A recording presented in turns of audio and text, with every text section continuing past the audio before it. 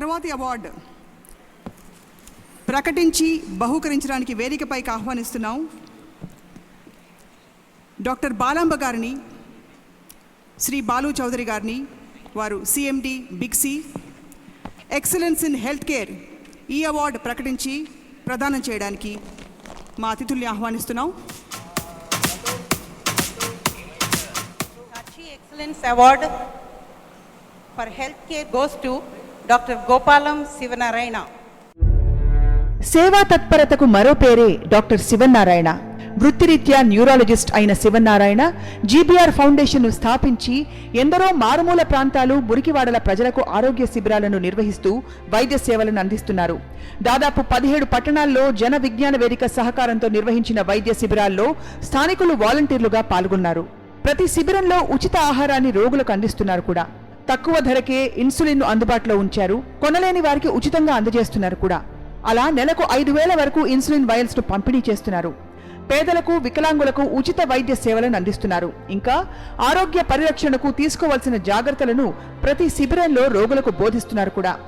Sakshi excellence in health care award విజేత, పేద బడుగు వర్గాల ప్రజలను మానవతావాదంతో ఆదుకుంటున్న దీనజనోద్ధారకులు డాక్టర్ గోపాలం శివనారాయణకు అభినందనలు.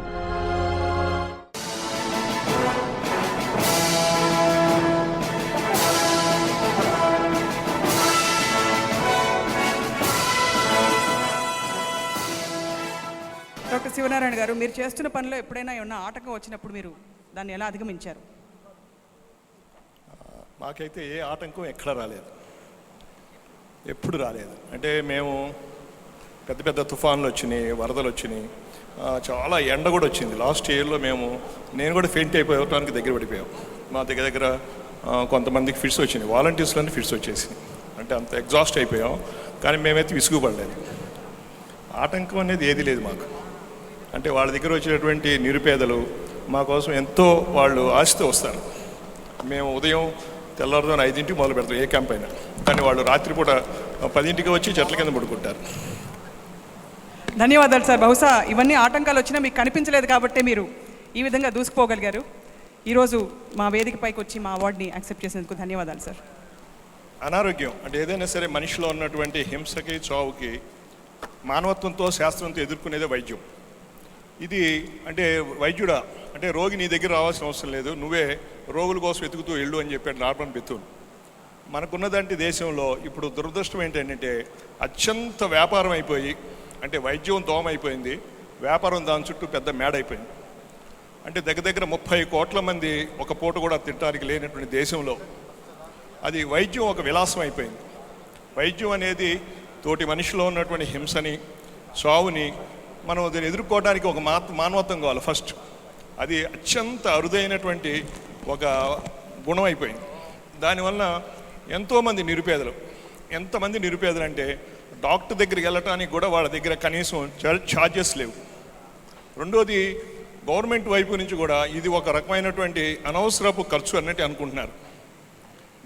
నేను జనం కోసం అని ఎప్పుడైతే నాయకుడు వస్తాడో ఆ రోజు ఈ సమస్య తీరుద్ది.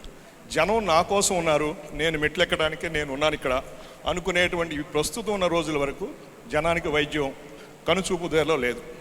అంటే ఇది పూర్తి స్థాయిగా ఒక రకమైన మానవత్వం లేకుండా తోటి మనిషి బాధపడుతున్నప్పుడు, కష్టపడుతున్నప్పుడు వాడి లోపల ఉన్నటువంటి హింసని, చావుని మానవత్వం పక్కన పెట్టి డబ్బు రూపాన్ని చూస్తున్నటువంటి అత్యంత దుర్మార్గమైనటువంటి మానవత్వం లేనటువంటి సమాజం మన చుట్టూ కనిపిస్తుంది.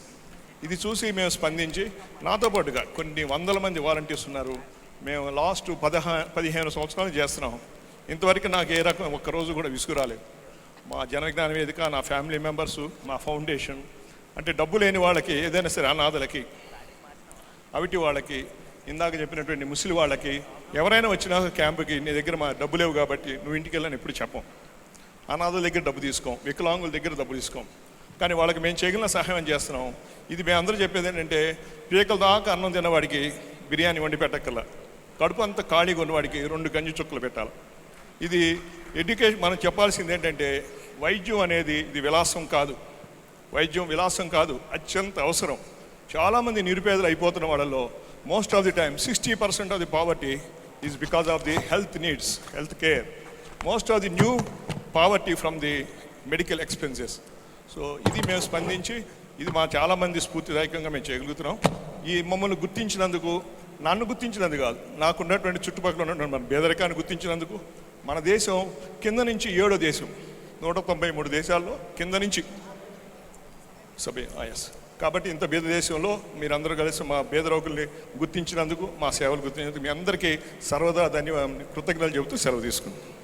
ధన్యవాదాలు సార్. క్షమించాలి, సమయం మించిపోతుంది. ఇంకా చాలా అవార్డులు బహుకరించవలసిన కీలకమైన ఘట్టాలు ఇంకా ఉన్నాయి. కాబట్టి డాక్టర్ బాలమ్మ గారు, మీ అభినందనలు ఈరోజు శివనారాయణ గారికి అభినందిస్తూ, ఇది ఇంకా కొంతమంది వైద్యులకి కనీసం కొంతమందికైనా స్ఫూర్తినిస్తుందని, వాళ్ళు కూడా ఇలాంటి సేవ చేస్తారని ఆశిస్తున్నాను. సాక్షికి నేను కంగ్రాట్స్ చెప్తున్నాను ఇలాంటి అవార్డ్స్ ఏర్పాటు చేసినాను. మీరు ఈ ప్రక్రియలో భాగం అయినందుకు మాకు చాలా గౌరవంగా భావిస్తున్నాం మేము. అలాగే సార్, మీరు